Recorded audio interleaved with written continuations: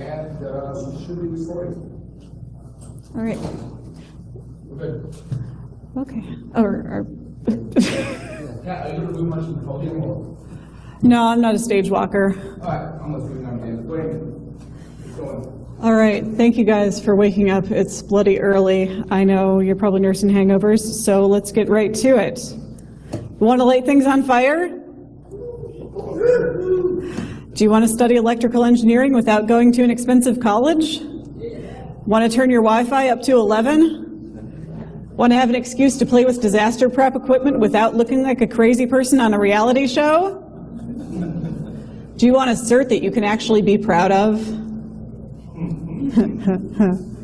If you answered yes to any of those questions, you might consider becoming a ham. I've been a ham since 2013, and it's been a wonderful and inexpensive way to start learning about security. I came to ham radio before I really got into security, and there's a lot of overlap in concepts. This was hacking before we had a word for it. Ham radio is the original hacking, and it's been a good way to connect with geeks of all ages. We've got a lot to learn from each other. Good way to serve my community and help out in disasters. And no, I don't mean security cons. Before I go any further, just a disclaimer. You might be wondering, do I really need a license to do amateur radio? I know we're a group that likes to bend the rules. Normally, I'd highly encourage that. However, in this case, yes, you do. There are people out there, believe it or not, who have nothing better to do all day than sit and listen and narc on illegal radio transmissions. So yes, pay $15 for a license or risk paying a $10,000 fine. Think of it this way, you can listen all you want. If you want to join in, that costs extra. Also, I cannot emphasize this enough. Don't fucking swear on the goddamn radio, assholes. So what do hackers have to do with ham radio? Well, there's already a lot of great InfoSec-related research being done out there, so I'm going to go through just a few recent examples. RFID, we've all seen it outside all of our hotel rooms here. What do you think the maximum range is that you can read an RFID tag at? Really short range, you gotta hold the card pretty close, 10, 20 feet, something like that. 5 years ago at Black Hat, Kristen Paget, using just a directional antenna and a ham radio, read RFID tags at 500 feet.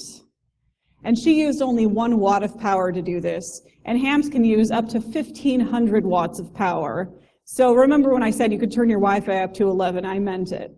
Now, don't use 1,500 watts of power to do that, because you can cook chicken with that. But Kristen estimated that on the 33 centimeter band, reading RFID tags, with that much power, she could have had a 1 mile read range. One of the best talks ever regarding lighting things on fire.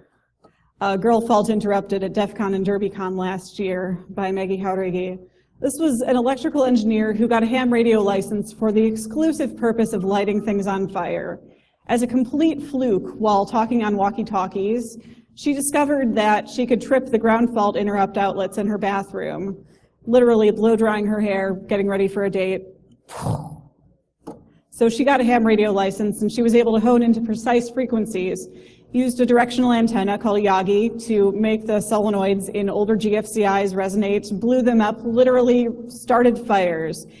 And so, okay, blow dryers, they can start on fire, no problem. GFCIs are also in several medical devices. You know, dialysis machines, respirators. So basically, this has implications for remote kill. Fire, yeah. Blow dryer fire, that's fine. Respirator fire, not so fine. Speaking of hot things, Micah Scott, reversing the Lilo. She reverse engineered a high-end Swedish vibrator. It had a lackluster remote control, so she sniffed the radio transmissions between the remote and the vibrator, then made its range longer, stronger, and with sonar. And there's a lot of work out there like this. Basically, you know, I have this weird radio device that doesn't work very well. I need it to work better. So I reversed it, built a better one. And an understanding of how amateur radio transmissions works helps you do that. Speaking of tools, you need some tools to do this. So here are some things that hackers have made for radio hackery of all kinds. Has anyone seen the pink pager? been in the news a lot lately. The original project was Real Men and Women Carry Pink Pagers by Michael Osman and Travis Goodspeed. They turned this old $13 children's toy into a spectrum analyzer. The radio chip in it wasn't frequency locked. This is the I am me girl tech, so I read up a lot on it. My browser history now has girl tech in it. The frequency range overlaps with the 33 centimeter and the 70 centimeter ham bands, so it has a lot of applications. This pink pager was recently used in the garage door hack, Open Sesame. They were able to sniff the opening codes of garage door openers using this pager, and then they reprogrammed the openers. This just happened a couple of weeks ago. This is a really good example of taking someone else's obsolete technology and making it do your bidding, which is something that hams have been doing for decades. And this project gets used a lot in other work. I mentioned the garage door hack, and also Kristen Paget used it in her long-range RFID talk. So there are also a lot of software-defined radios out there. Software-defined radio basically being where your computer stands in for separate hardware components like mixers and amplifiers, peripherals in general. So the holy grail of this is the hack RF on the left. It can transmit and receive anywhere between 10 megahertz and 6 gigahertz, which is pretty much all the frequencies you would ever hope to need. And it needs an amplifier for transmissions because it plugs into your computer, runs on USB power. So amplifying the power is a privilege, again, that only hams have because of power level regulations. So that's the hack RF. There's similarly the Ubertooth 1. These are both by Great Scott Gadgets, Michael Osman. This is a similar thing except for Bluetooth work. A lot of good Bluetooth work has come out of this toy. That's the hard. Here's the soft. These are just a few. There's a lot of good software out there for making your radio play easier. FLDigi is a software for digital modes. It's open source, but it's on SourceForge, so your mileage may vary. And it interprets digital signals into ASCII text and then can transmit text in digital modes. So if you type something in an ASCII, it'll send it. You can send it out in Morse code or in PSK31, anything, and receive and translate for you. So it's the cheat codes. Echolink is like a voice over IP style system for amateur radio stations. It connects repeaters all over. So like your repeater in Indianapolis could connect with the repeater in California. It's a series of tubes. And also Chirp, this will make your life so much easier if you do decide to become a ham radio operator. It is a very easy way to program radios using a USB to audio cable into your radio. In general, good for uploading and downloading information with several different kinds of radios. Without Chirp, a process that would normally take 5 minutes could end up taking hours. So why is there all of this interest? Unlicensed bands are unlicensed because they're so short range. The ISM bands, industrial, science, and medical, they're 900 megahertz, 2.4 gigahertz. They're very short range, so many radio things will assume they're the only thing on the band. And there are a ton of devices crowded around these bands, which overlap with the ham bands. Wi-Fi, Bluetooth, XB, cordless phones, RFID. These are everywhere. Everything has a radio in it. All of your hotel rooms have, like I said, have a radio outside their door. And remember when we said you could read RFID at 500 feet? So it kind of works like having a secured area. They're in such a short range that they'll assume they're the only thing in the range on the band. They might not follow security protocols, but if you're in a secured area, you're supposed to be there, right? Anyone you talk to is also supposed to be there. No one has ever social engineered their way in. Unfortunately, unlicensed bands are not a secured area. Unlicensed spectrum is everywhere out there, and ham radio can pick up all of it. For a good example of this, good proof of concept, see the Party Mode Belt Buckle by Travis Goodspeed. Good write-up of that online. As you can see, the last one was a slide of all of the frequency allocations in the US for ham, for maritime, for military, all of that. Close-up of just one of the ISM bands, you can see how much shit is out there. So you might be wondering why the things on the ISM bands aren't encrypted. As far as amateur radio goes, Part 97 of the FCC rules states that it's illegal to obscure the content of a message so that someone listening can't ascertain the original meaning. Basically, encryption, not kosher. Digital modes, they're not encryption, they're just different communications protocols. Morse isn't encryption. PSK31 isn't encryption. So encrypted transmissions are illegal on amateur radio bands, except for communicating telemetry data with RC aircraft, and only on the RC aircraft bands, which are typically the upper part of HF, around 30 megahertz. Steganography, however, is more of a gray area. It's not encryption per se, it's just obfuscation. For good further reading on this, watch a talk from DEF CON last year by Brent Dukes and Paul Drapeau. They explore steganography in commonly used HF protocols. Good work on that. So, anyone want to become a ham? Wake up! Everybody stand up.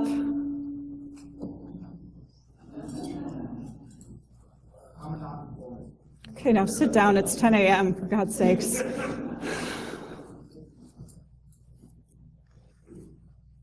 All right, I'm going to tell you how to become a ham. There are 3 license classes of amateur in the US.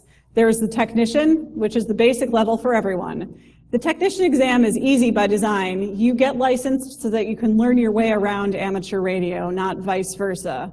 This is meant to be a very low barrier to entry. It's not a matter of learning all the things and then going and taking a test to prove that you know all the things. You get the license just so that you can play. They just want you to have basic common sense. And techs are restricted to VHF and UHF bands, which are above 30 megahertz. These are very short-range frequencies, so this just means that you can't cause an international incident. Anyone want to cause an international incident? All right, have I got the license for you? General is one up from technician, sort of like the junior varsity license. Sorry for the sports ball reference. This is like technician, except it has HF privileges below 30 megahertz, so you get a longer range of communications. It doesn't have privileges on all parts of the bands, but it takes you most of the way you need to go. The highest level is amateur extra, usually it's called extra. This gives you all privileges on all bands. And it also gives you international reciprocal operation. So this means you can take your radio to a different country that has an agreement with the US and operate there. Or Canada, I didn't mean to assume that everyone in the audience is American. And you can only do this if you have an extra license. I went to Norway last year and I couldn't operate because I was only general at the time. And the extra exam it's hard. The jump between tech and general is a lot smaller than the jump between general and extra. But the number of extra licensees has increased dramatically since the Morse code requirement was dropped in 2007. I still get asked about that even 8 years later. You don't need Morse code anymore. So there are over 700,000 hams in the US, which is the most it's ever been. So rumors of its death have been greatly exaggerated. And the exams themselves, they may look dated. That's on purpose. It's a feature, not a bug. The exams are purposely very low tech so that they can be given anywhere at any time. They're all multiple choice, unlimited time exams. 35 questions for the tech in general, 50 for extra. So it's easier and more useful than a CISSP. Yep. And tech and general exams they cover rules, band plans, common sense, safety, very basic electronics. There are pretty much only 2 types of calculations you need to know. One has to do with frequency and wavelength. And so if you memorize the speed of light, which anyone know what the speed of light is? Fast, thank you. Well done. It's about 300 million meters per second. So if you get good at dividing 300 by things, you're fine. The other one is Ohm's law. Voltage equals current times resistance. I need more coffee. And the extra exam is more electronics heavy. Radio design, circuit theory, rules about being a volunteer examiner, which I'll get into more later. But again, it's been made a lot easier by the fact that there's no Morse code anymore. Lead balloon, all right. No love for the... So that doesn't mean, though, that Morse code has no use anymore just because it's been scrapped from the exam. It's actually quite useful. Morse is a lot more easily detectable than voice or data when signals are poor. Yeah, you can still do it. Many repeaters use Morse code for station identification, actually, and it also shows up a lot in CTFs and puzzles. For example, it's been a part of past DEF CON badge challenges, and there's a reason for this. I mean, it's good in a crisis. You can still remember the universal SOS. So to take the exams, the process is basically you walk in, give them $15, you take the test. Yes, $15, also cheaper than a CISSP. And if you pass, you can take the next one, then the next one after that. The exams need to be taken and passed in sequence. So even if you've done your studying for extra right away and think you're super elite, you need to take the technician first. You can't jump ahead. However, if you pass one, you can take the next one right away. So every now and then people do go from 0 to hero, pass all 3 at once. Good for them. And your license fee is paid for that $15 for the first 10 years. So once you get your license, you'll be assigned a call sign. For an extra $15, you can go get a vanity call sign like mine. Sorry, N0OB is taken.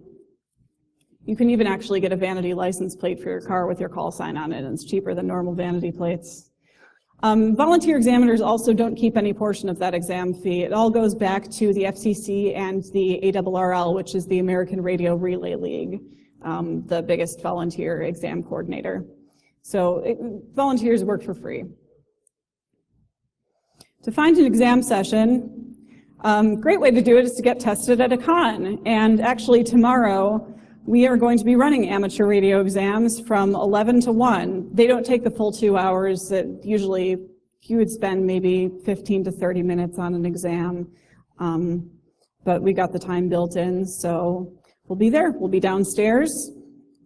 And if you have questions between now and then, find me or find one of the other examiners. There are some other security cons holding exams coming up. Besides Las Vegas is going to have them this year for the first time ever, so that'll be fun in August. DEF CON's going to have them as well, hosted by DC 408. But if you don't want to get tested at a con, especially if you don't want to wake up early, most major cities will have at least one licensing session a month, so you can look on ARRL's website for local exam sessions in the area. If you're local to Indianapolis, Club Siberia, the hackerspace here, also runs them. So yeah, you should be able to find something. Studying for exams is where you can really find a wealth of information because all 3 question pools for all 3 levels are given away by the ARRL for free. So because they're free and open to the public, there's a lot of study material out there that's written by hams for hams. There are some good books. The ARRL publishes a series of very comprehensive exam prep books. They cover both the test material and just ham radio culture in general, which is great when you're starting out. Gordon West also makes study guides with the exam material in audiobook format, so you can study in your car on the way to work. And there are a ton of good online study guides and practice exams. In general, just Google amateur radio study guide. When I put my slides up online, I list a few at the end. I used hamstudy.org, and then you could track your progress, so you could go back and see what you needed to study, specific questions. A lot of them will also have explanations for the questions, so you don't just keep repeating your mistakes and not knowing why. There are also a lot of mobile apps out there for studying and practice tests for pretty much every platform, even Windows Phone, which is barely a platform. Just as an important warning, the question pools do change every 4 years on a rotation. General's going to change in July 2015. So just make sure that you're working with the most up-to-date question pool. Also, there are ham radio boot camps out there, in-person 1 to 2 day crash courses. Sometimes even shorter than that, actually. This afternoon at 2 o'clock, Justin Herman is leading a training, a tech prep class in, well, which room was it in? Oh, Congress 1 downstairs. So I'd highly recommend that. There's often a practice test at the end, or there's not a real test this one, take that tomorrow, but you can get a lot of good information pretty quickly. Club Siberia in Indianapolis also had boot camp classes. So there's a lot of different ways to do it, and my own study process varied a lot for each of the 3 exams. When I was preparing for the technician exam, I used the ARRL book more. Being new to ham radio, I found it really helpful to have context for the exam material, because like I said, it talks about the culture, talks about daily practices. For general, 2 months later, I spent a little longer and just focused on the test material more than the ham radio culture. By the time I got to extra, I basically memorized the question pool just by taking at least 1 practice test a day and tracking my progress. I knew that there were large portions of the exam that I would probably never have to use in real life, and I was right, except I can still tell you how to calculate resonance and what vestigial sideband is. I don't know what that pushed out of my brain, but I'm scared for when I find it. So once you have that license, what do you do now? Step 1, get a radio. There are a lot of options out there. Ham radio, this is the beauty of it. It's only as expensive as you want it to be. A good HT, which is a handheld transceiver or handy-talkie, starts around $30. This is the $30 one you see in the picture, the Baofeng UV5R. It's great. It's a good starter radio. HTs vary greatly in price depending on features such as frequency range and maximum power. For example, the only difference between these two basically is that this one's max power is 4 watts, this one's 8 watts, and this one's frequency range is slightly wider. Ham radio operators do it with more frequency. So you don't need all the fancy, some people are total gearheads, but you don't need the fanciest of the fanciest. You don't need a radio that does everything. The radio that you take out with you into the Daystar needs to be a radio that you aren't afraid to lose, break, or spill beer on. I have, and you will. And an HT lets you talk to people at cons, join ARIES, which I'll get to in a moment, and generally just explore. And most HTs are dual band, VHF and UHF.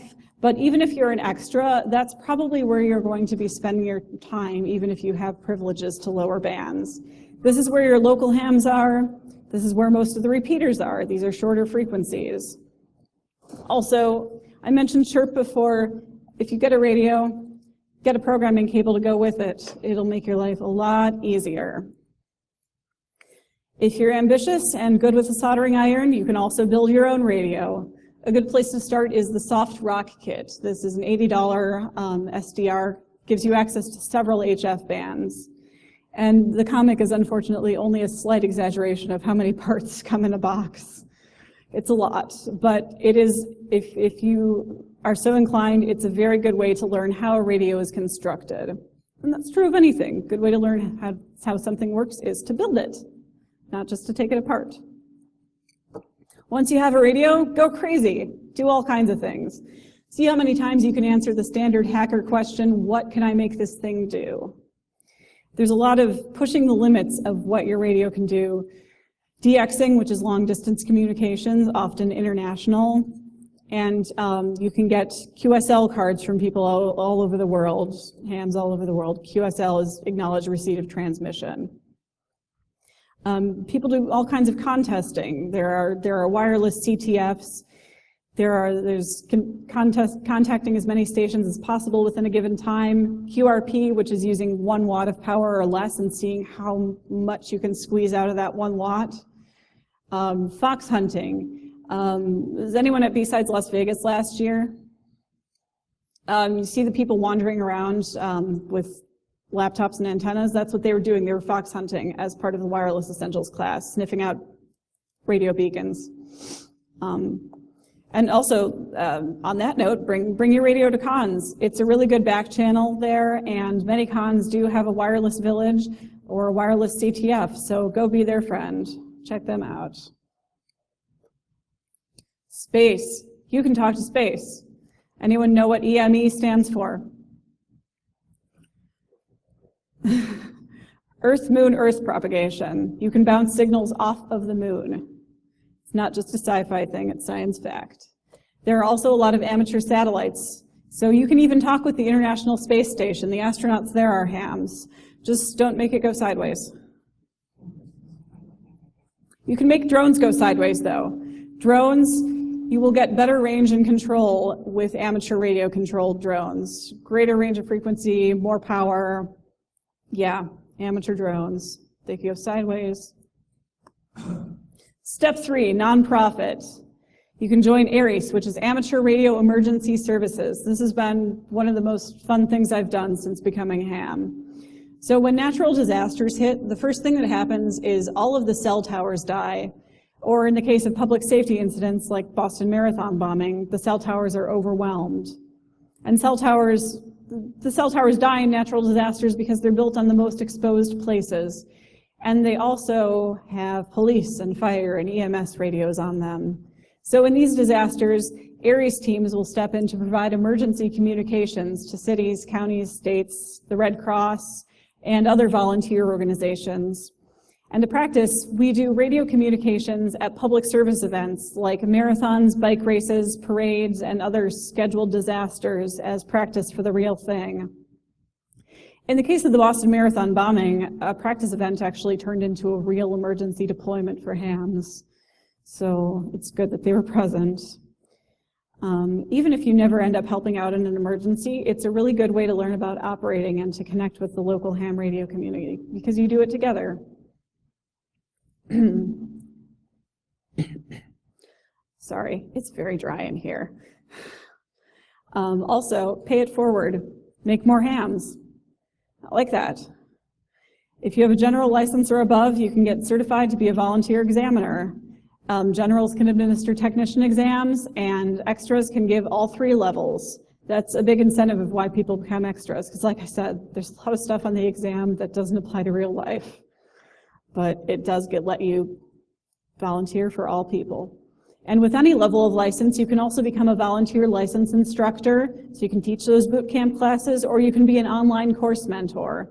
They have online versions of the boot camps, so you can help people out. In general, have fun. Thank you very much. You're a saint.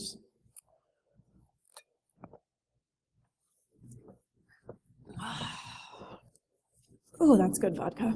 I mean, what? So in general, there's a lot, learn from old hams and have fun with it. There's a well-established culture of teaching and mentorship, which is something that's very familiar to the security community as well. Many old hams will have a really good stockpile of radio gear that they'll let you play with. You should take your exam tomorrow because the last Sunday in June is annual Field Day, which is a nationwide ham radio event. Everyone goes outside, plays with radio things. It offers a great deal of opportunities for exploration, experimentation. But it's good. It's a community because ham radio is necessarily predicated on communication with at least one other person. And I love it.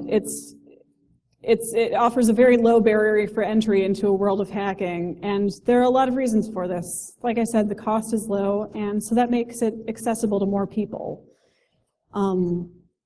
There's less gatekeeping. There's less questioning of credibility because you do have that piece of paper. So someone can't say, well, you don't really know. Well, no, I have an extra just like you, just haven't been doing it as long.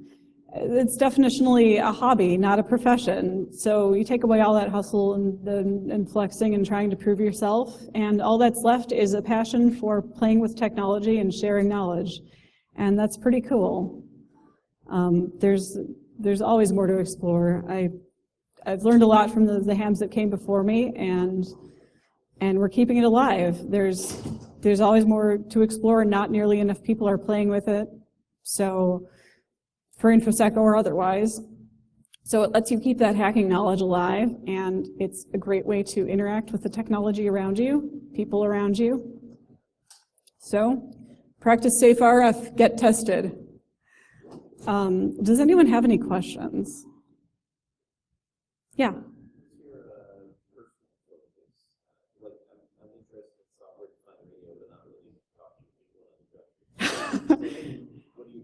Yeah, everyone's got their something. I enjoy being a member of ARIES, Amateur Radio Emergency Services. I don't know, I like doing volunteer stuff, and it's fun. It gets you out into the open. I did a bike race last year, and that was fun. They feed you, and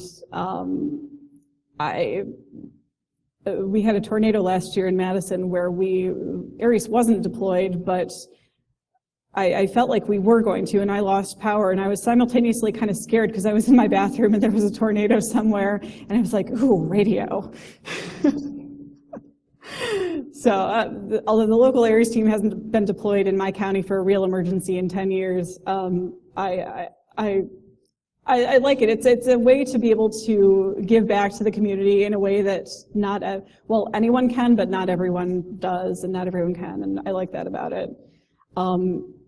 And it's also going to be helpful it's been a way for me to apply the knowledge of radio to learning about security. Unlike a lot of you who are probably security professionals who don't know as much about radio, I learned about radio first and got interested in security next, and so being able to sort of make that connection, it has been helpful for me. So, others? You said on the test it's 30 questions. What's the pass ratios? 35 questions for tech in general, 50 for extra. The pass rate is 74% is the minimum pass rate. So you need 37 on extra to pass and 27 on the others to pass. In some industries like information security, there are people that take tests and then think that they're qualified to do penetration testing or things like that. Do you find that people take the test and then are fully prepared to, I mean, in general, of course, are fully prepared to actually, be on the radio, or is there the passing the test and then a bunch of mentorship and other things that have to happen? Like I said, the test is, especially the first level, is kind of easy by design. They want to get you that basic level so that you can start playing around with it. But I got on the radio right after my license was approved, and I just started listening and started playing around. And I mean, again, because it's a hobby, there's less defined, like, what is a qualification. I mean, some people have been doing this for decades, and they're usually very eager to teach new people, but yeah, I would say pretty much when you're licensed, you can start playing around right away. There's not a huge amount of learning, of hands-off learning that needs to take place. So, yeah.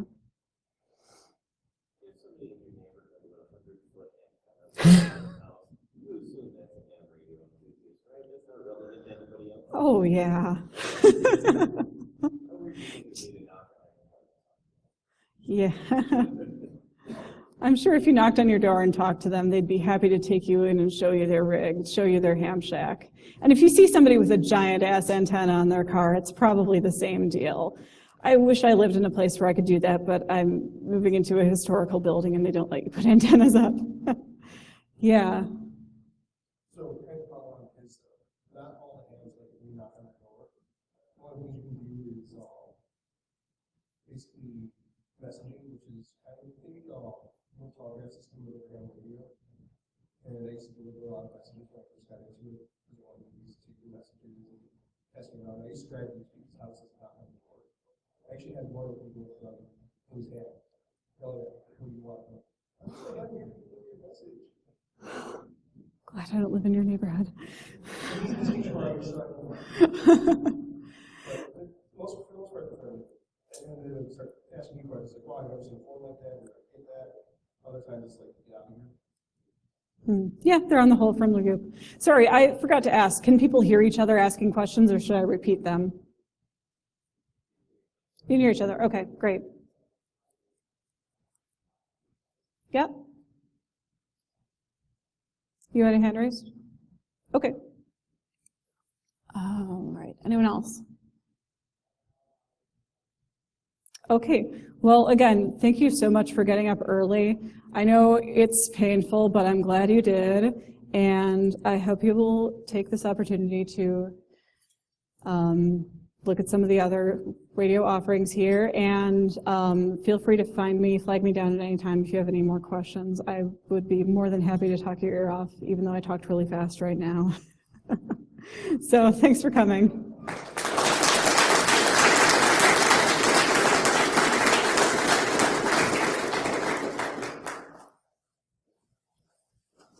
And again, I'll put resources up online.